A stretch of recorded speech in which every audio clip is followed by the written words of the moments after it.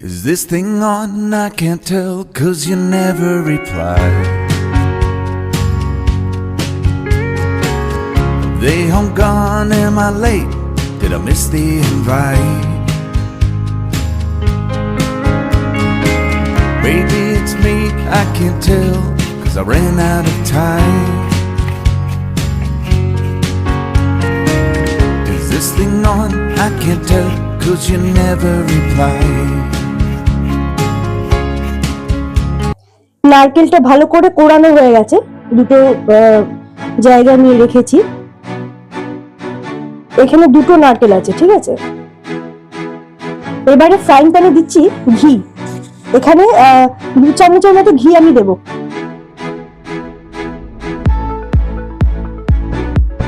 ঘি দিয়ে ঘিটা একটু গরম হয়ে গেলে ঘিটা একটু গরম করে নিচ্ছি।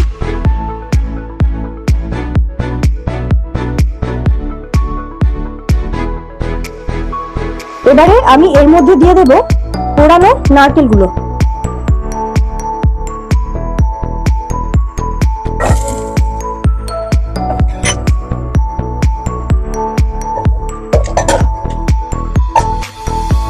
নারকেলটা সব দেওয়া হয়ে গেছে। এবারে আমি কিছুক্ষণ নাড়াচাড়া করব।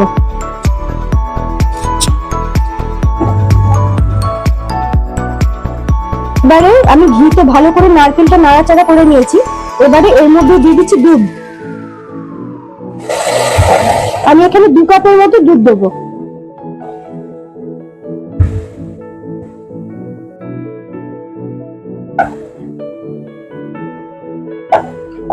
এবারে দেবো চিনি।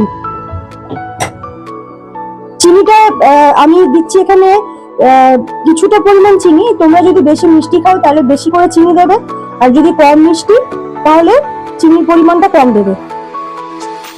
আমি এখানে 1 কাপের মতো চিনি দিলাম, আর দিয়ে দিচ্ছি একটু এলাচ গুঁড়ো।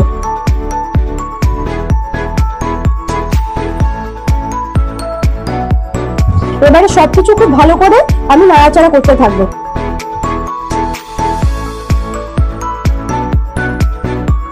আমি এর মধ্যে দেবো একটু ফুড কালার। আমি এখানে হলদে কালারটা ইউজ করছি, তোমরা চাইলে কিন্তু এখানে অন্য কালার পিঙ্ক বা গ্রিন ইউজ করতে পারো।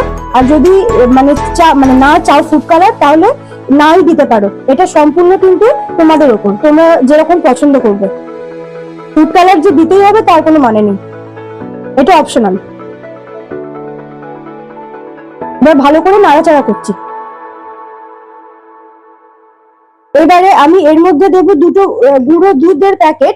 আমি এখানে নিয়েছি আমুলিয়ার যে ছোট গুঁড়ো দুধের প্যাকেট আছে, সেই 2 প্যাকেট দুধ আমি এর মধ্যে মিশিয়ে দিচ্ছি, গুঁড়ো দুধ। এবারে সবকিছু খুব ভালো করে মিশিয়ে নেব। এখানে পাকটা কিন্তু খুব ভালো করে দিতে হবে। পাকটা যত ভালো করে করবে বরফির টেস্ট কিন্তু তত সুন্দর হবে। আর নারকেলের বরফি বানানো কিন্তু ভীষণ সোজা, এটা কিন্তু বাড়িতে চটপট বানিয়ে ফেলা যায়। নারকেলের বরফি কখনোই বাইরে থেকে আমি কিনি না, এটা সবসময় আমি বাড়িতেই বানিয়ে নিই। দেখো কি সুন্দর কালারটা হচ্ছে না, আর গন্ধটা কিন্তু খুব সুন্দর বেরোচ্ছে, যেহেতু এর মধ্যে ঘি আছে, গুঁড়ো দুধ আছে, চিনি, নারকেল সবকিছু মিলেমিশে ভীষণ সুন্দর গন্ধটা আসছে। দেখো আমাদের নারকেলের পাকটা কিন্তু হয়ে গেছে। আমি গ্যাসের ফ্লেমটাকে অফ করে দিয়েছি। এটা একটু চিটচিটে হয়ে গেছে। পাক ভালো হয়েছে বুঝবে কি করে? যখন দেখবে একটু চিটচিটে হয়ে যায় তখন বুঝবে যে ভালো করে চিনির সাথে নারকেলটা মিশে গেছে, তখন বুঝবে যে পাকটা খুব ভালো করে হয়েছে। বরফিটা বানাবার জন্য আমি নিয়ে নিয়েছি একটা স্কোয়ার ট্রে। আমি এর মধ্যে একটু ঘি ব্রাশ করে নিচ্ছি। ঘি ব্রাশ না করলে যখন বরফিটা তুলবে বরফিটা কিন্তু উঠবে না, ওই জন্য ভালো করে একটু ঘি ব্রাশ করে নিচ্ছি। এবারে নারকেলটা আমি তুলে নিচ্ছি।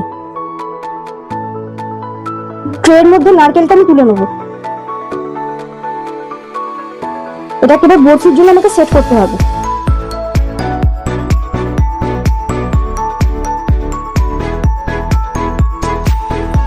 এবারে বরফিটা সেট করবার জন্য আমি নিয়েছি একটা স্প্যাটুলা আর একটা স্ম্যাশার।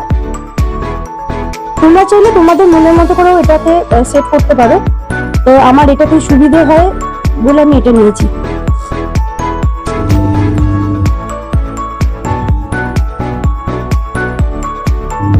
দেখো এটা সেট করে নিই। দেখো কি সুন্দর এটা চেপে চেপে যাচ্ছে।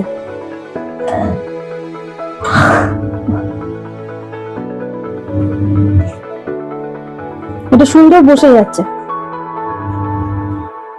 দেখো বরফিটা আমি কিন্তু ভালো করে সেট করে ফেলেছি। এবার এটাকে একটু ঠান্ডা করব। ঠান্ডা করবার জন্য এখানে ফ্রিজে দেওয়ার দরকার নেই, যেহেতু এখন ঠান্ডা, এমনি ঠান্ডা হয়ে যাবে। দেখো আমাদের বরফিটা কিন্তু সুন্দরভাবে সেট হয়ে গেছে। এবার তোমাদেরকে একটা জিনিস দেখাই, এটা হচ্ছে সিলভার পেপার। এই সিলভার পেপারটা আমি এটা অনলাইনে কিনেছি। এটা অ্যামাজন, ফ্লিপকার্ট থেকে তোমরা সহজেই পেয়ে যাবে। এটা আমি ফ্লিপকার্ট থেকে নিয়েছি। সিলভার পেপার ইউজ হয় ধরো কোনো মিষ্টি বলো বা সুন্দর কোনো বরফির জন্য, ওপরে যে ডেকোরেশনটা থাকে না, তো সেটার জন্য সিলভার পেপারটা ইউজ করি। তোমরাও এটা ইউজ করতে পারো, এটা কিন্তু চট করে সহজে পেয়ে যাবে। এবার আমি দেখাচ্ছি সিলভার পেপারটা কিভাবে বরফির ওপর দিতে হয়। দেওয়াটা কিন্তু খুব সোজা, কোনো এটা মানে টাফ ব্যাপার কিছু নয়। এই যে দেখছো পেপারটা, এটাকে নিয়ে জাস্ট এরকম করে এর মধ্যে দিয়ে একটুখানি করে বসিয়ে দেবো।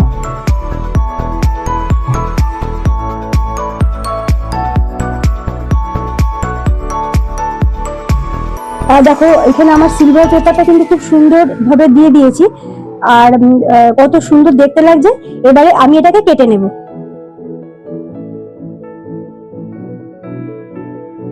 পিস পিস করে কেটে নেব।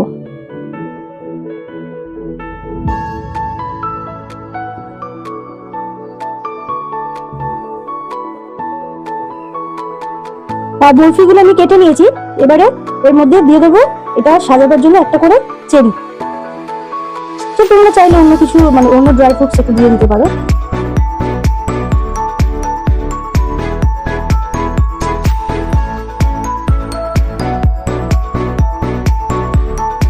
তাহলে বন্ধুরা, আমার কিন্তু কোকোনাট বরফি একেবারে রেডি। আশা করবো এই রেসিপিটাও তোমাদের খুব ভালো লাগবে। আর রেসিপিটা ভালো লাগলে অবশ্যই কিন্তু বাড়িতে ট্রাই করো, আর একটা লাইক কমেন্ট করে জানিও কেমন লাগলো।